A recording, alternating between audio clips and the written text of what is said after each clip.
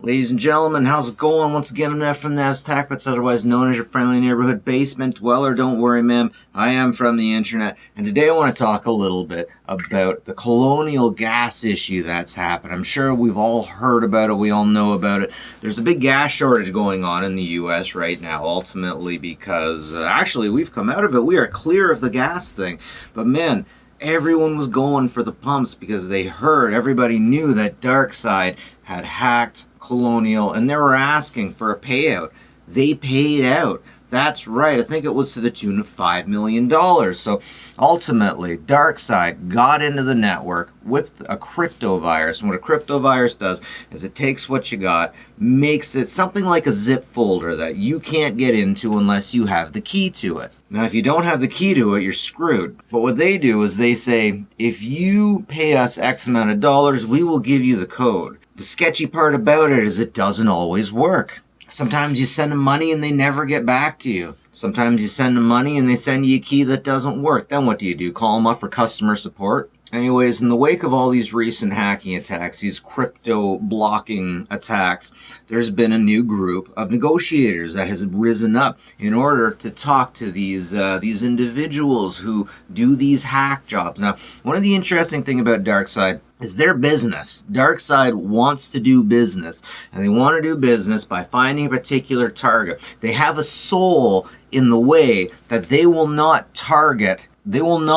hospitals. And that's a big deal, because when the Wannacry virus came out and freaking leveled almost everything, it definitely hit hospitals. The reason that it hit hospitals is there's a lot of hospitals that can't upgrade from Windows frickin' 98 up to Windows 7 or Windows 10. And the reason for a lot of this is because a lot of these computers that are on their network are attached to specialized hardware that will only work with hospital stuff.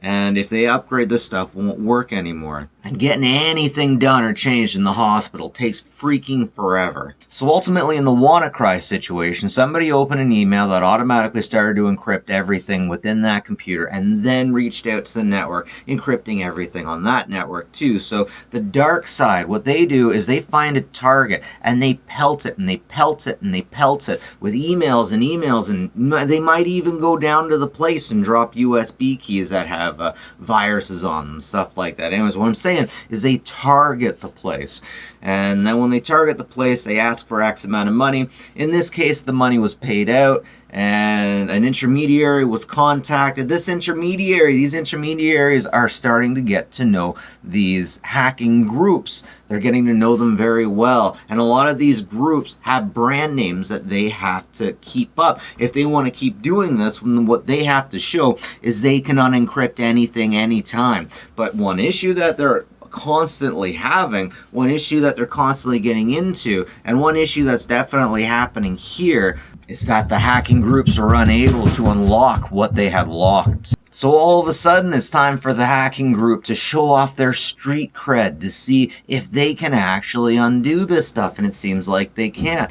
But in times of negotiation, if you're not able to bring to the table what you say you can, then people aren't going to be paying you out. It does seem like this is going to be the new thing. This is going to be the new hack. You're not confusing the computer anymore. You're confusing the user in order to get your payload onto the system. How can you avoid this? Guys, if you're working in business, listen to me. You have to make sure that you actually have an invoice before you just open anything willy-nilly. There are people out there that'll just throw invoices to everybody, and sometimes people will just frickin' pay because it has the CEO's name on it. And there's other times when people will open anything because it's an invoice they don't freaking understand from a customer they don't actually have. I have so many situations of people opening emails, opening attachments from emails, and then magically everything gets encrypted. What's going on there? So yeah, they paid out, and I think more people are going to be paying out. I definitely see a market for negotiators there. And I find that to be super interesting, negotiators for situations like this. Hey, if it's what the market needs though. Anyways, ladies and gentlemen, that's it for me. Neff from Neff's Tech Bits. Like and subscribe if you like this stuff. Always appreciate it. And have a good one, folks. Take care of each other.